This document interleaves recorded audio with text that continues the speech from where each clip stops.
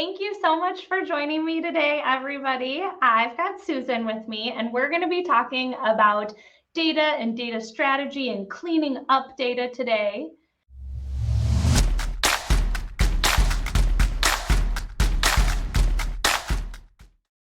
But before I get into the questions that I've got for you, can you give everybody an introduction?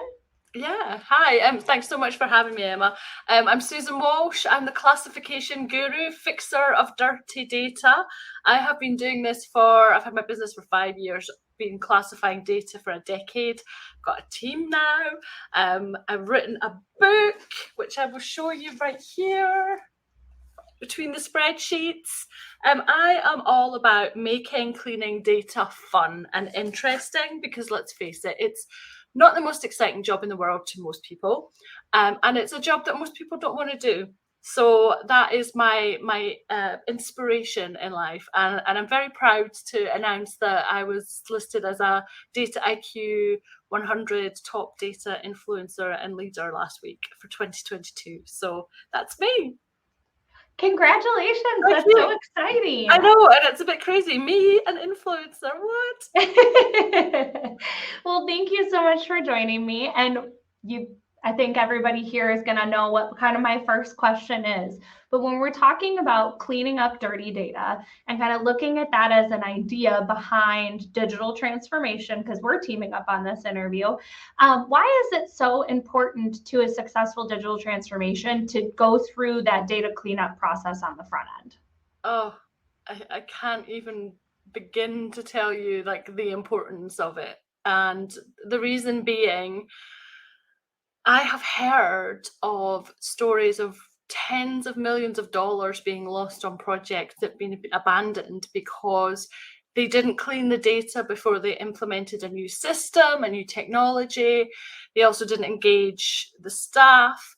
And had they invested just a little bit of money, we're talking maybe tens of thousands of dollars, to get a project going and staying running rather than lose millions of dollars. I mean, that in itself should be a huge incentive. If that's not incentive enough, how much time is wasted by all of us cleaning the same data over and over again because it's dirty? It's nobody's fixed the problem. Everyone knows it's a problem, but nobody wants to deal with it.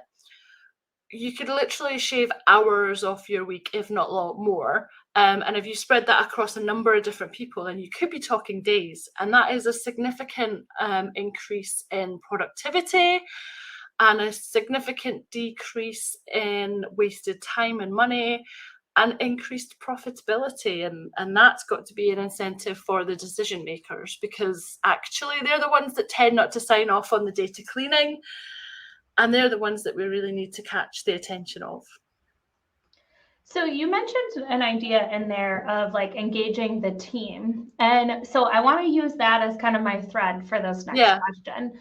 So, there's the easy side of like, oh, and we'll get to this, but like, oh, the technology is kind of supposed to keep the data for us. That's why we do this so that we have all of our data insights. But what role does the business or the people in your organization play in keeping your data clean and going through that cleanup process? And how do we get them to recognize the role that they play in all of this? That is a really great question. The first thing is that we're all responsible for data, even if we're not data people. We're all working with data, so we all play our part in helping keep it clean. And it's about talking to people on an individual personal level. So what's in it for me? How does it affect them? Well, guess what? You can save some time. Or did you know that you're causing your friend 2 hours extra of work a week because you didn't fill in the information correctly? So there's definitely an aspect of that going on. The other thing is, I always say, make sure your data has its coat on, like a jacket. And I say that because data needs to be consistent. So to get that consistent data, you need everybody in the organization to be on the same page, clearly defined rules, standards, procedures, all those kinds of things. You then need to organize that data.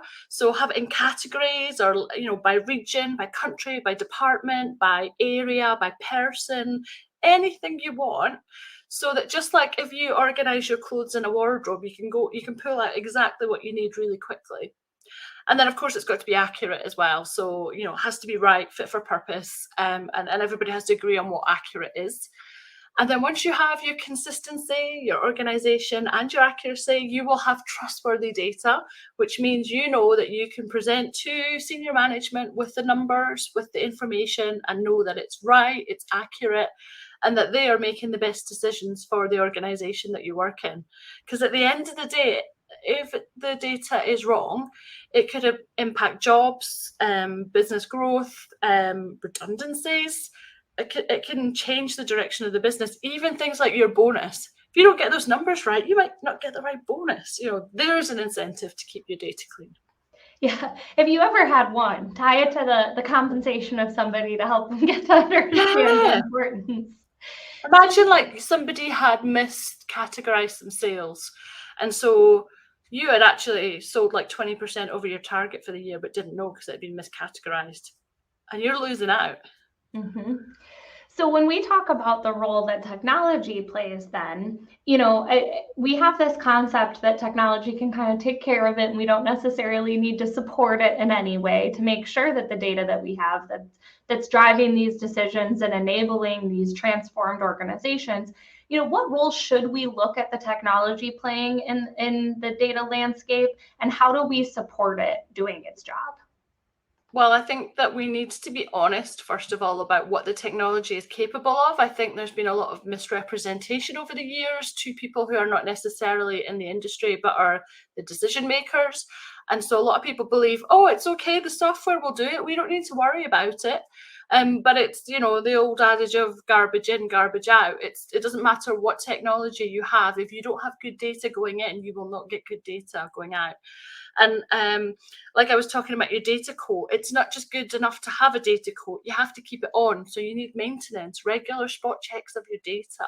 Make sure that it's still what it should be, and that there's not something wrong in the system, there's not something wrong in the input process, there's not something wrong with the technology.